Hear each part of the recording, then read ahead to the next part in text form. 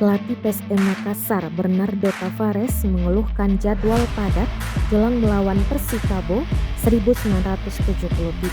Laga Persikabo versus PSM Makassar akan digelar di Stadion Pakansari Bogor, Jawa Barat, Kamis 9 Maret 2023 pukul 18 waktu Indonesia Tengah.